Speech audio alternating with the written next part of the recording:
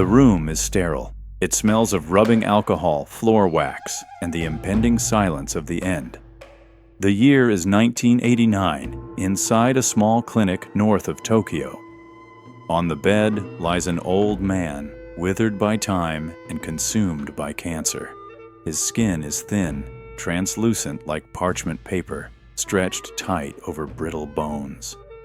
To the passing nurses, he is just another geriatric case, another fading ember in a country rapidly forgetting its past.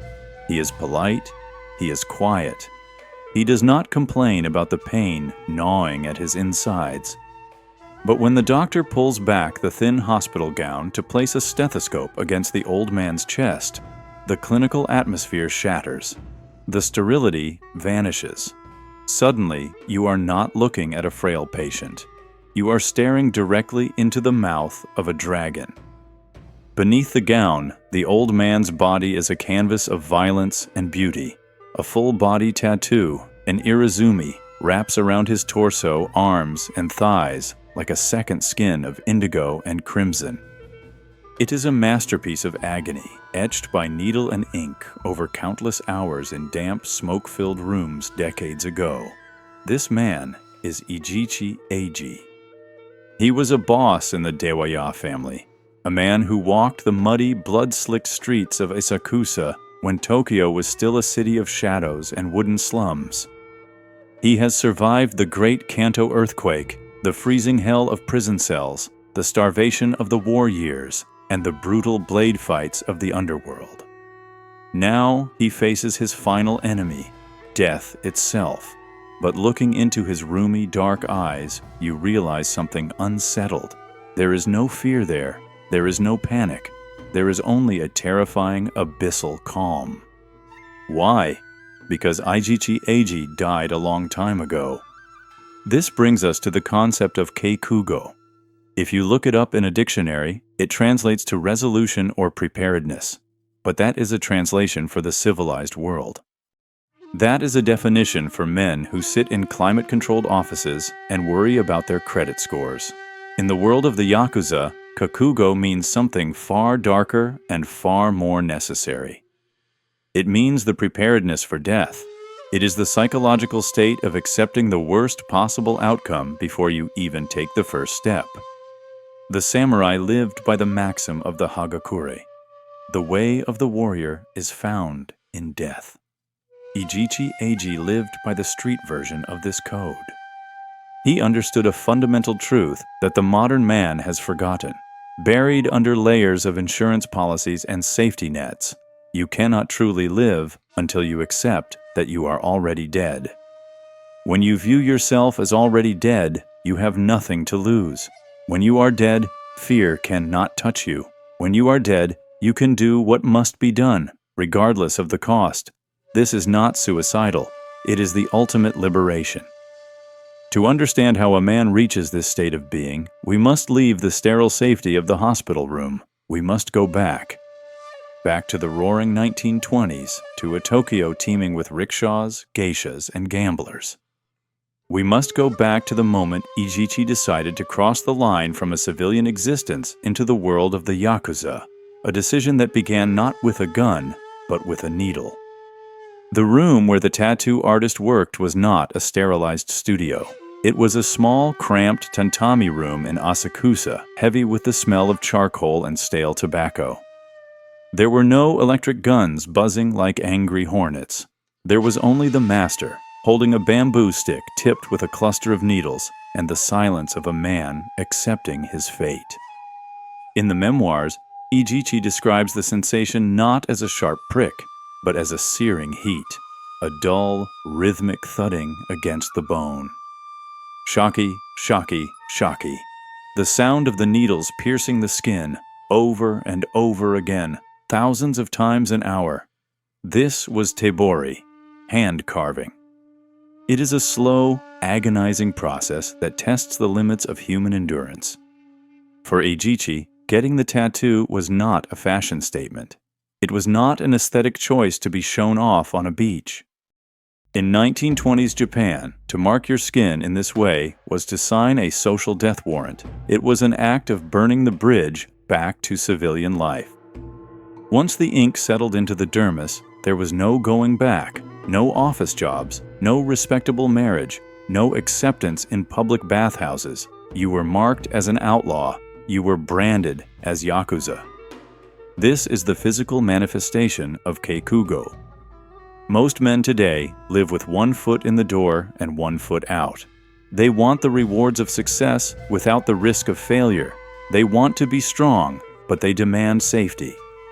They treat their commitments like modern tattoos, something they can remove with a laser if they change their minds later. But for Ijichi, the tattoo was a contract written in blood. He lay on that floor for hours, days, weeks, as the dragon took shape on his back. The pain was so intense that he would develop high fevers. His body would swell, but he did not flinch. He did not ask for a break. To show pain was to show weakness, and in his world, weakness was a capital offense. He tells us that the pain became a companion. He stopped fighting it and started observing it. This is the stoicism of the underworld. When you stop hoping for the pain to end, it loses its power over you. You accept the suffering as the price of admission.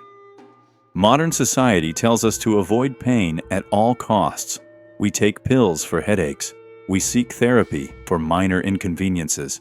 We design our lives around comfort.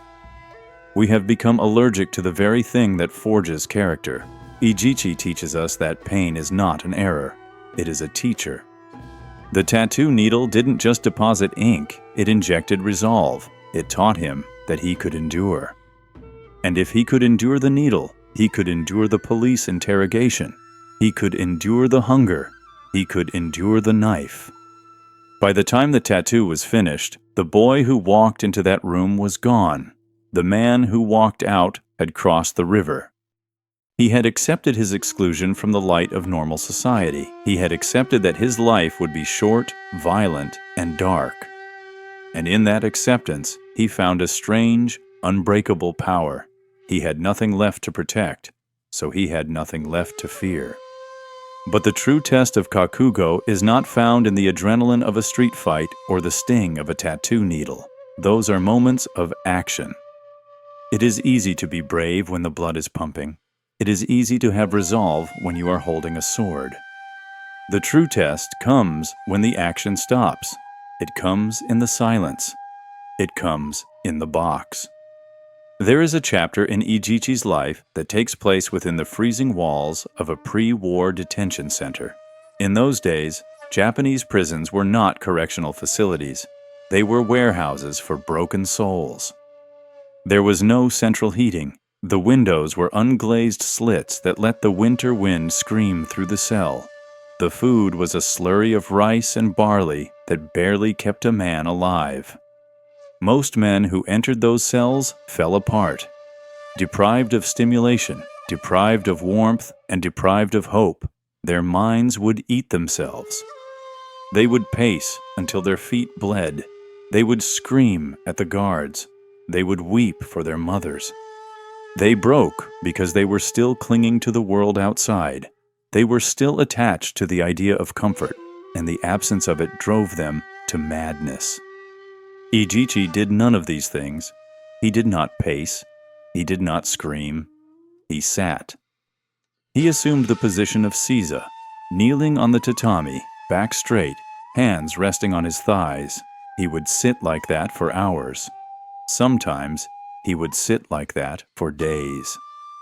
To the guards, he looked like a statue carved from ice, but inside, he was fighting a war far greater than any street brawl.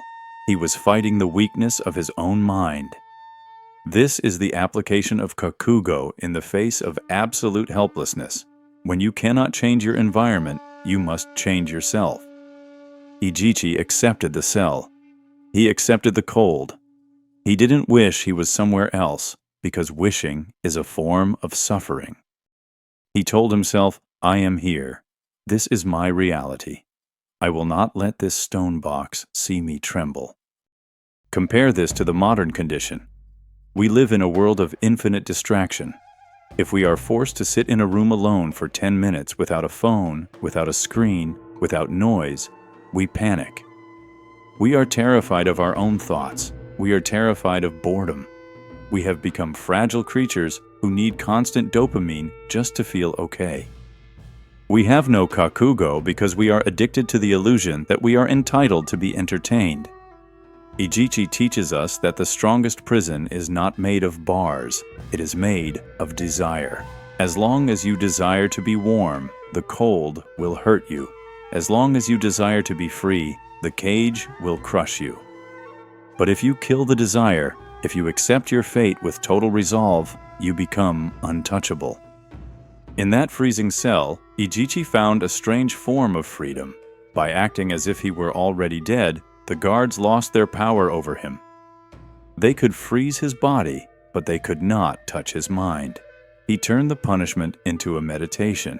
He turned the solitude into armor. He proved that a man who has mastered himself is free, even in chains.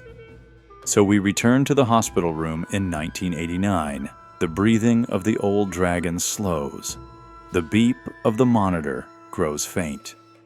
Ijichi Eiji passes into the void, leaving behind a world that no longer understands men like him.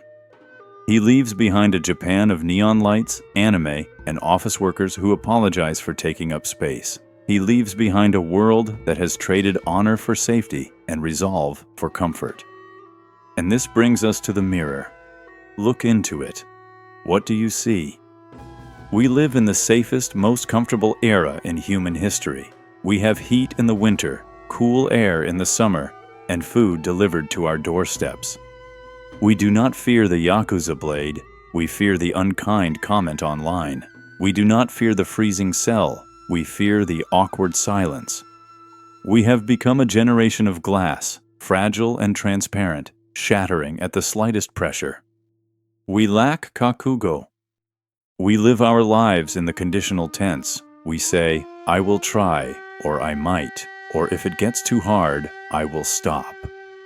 We treat our ambitions like hobbies. We treat our relationships like leases we can break. We walk through life with a relentless anxiety, a low-level hum of dread, because we are terrified of losing things. We are terrified of losing our money, our status, our comfort, our image. We are so busy trying to protect our little lives that we forget to actually live them. Ijichi Eiji teaches us that this fear is a poison. He teaches us that the only way to be truly powerful is to let go. You cannot swim if you are terrified of getting wet. You cannot fight if you are terrified of getting hit. And you cannot lead a life of meaning if you are terrified of the end. Imagine just for a moment that you applied the Yakuza mindset of Kakugo to your own life. Not the violence, but the resolve. Imagine if you walked into your business, your gym, or your relationships with the attitude that you have already lost everything. Imagine if you accepted the worst-case scenario, bankruptcy, rejection, failure, death, and decided to move forward anyway. What happens? The anxiety vanishes. The hesitation evaporates. You stop asking for permission. You stop looking for the exit.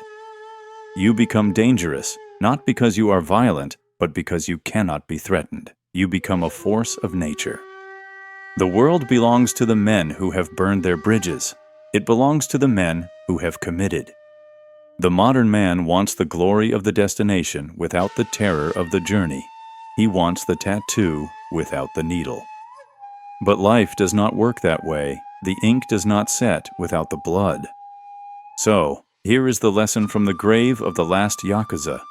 Stop protecting yourself. Stop waiting for the conditions to be perfect. Stop waiting for the fear to go away. It will never go away. You must walk through it. Wake up every morning and look in the mirror. Tell yourself that the soft, frightened version of you is dead. He died yesterday. The man looking back at you is a ghost. He has no future to worry about, only a duty to perform in the present. He has Kakugo. Die before you die, so that you can finally live.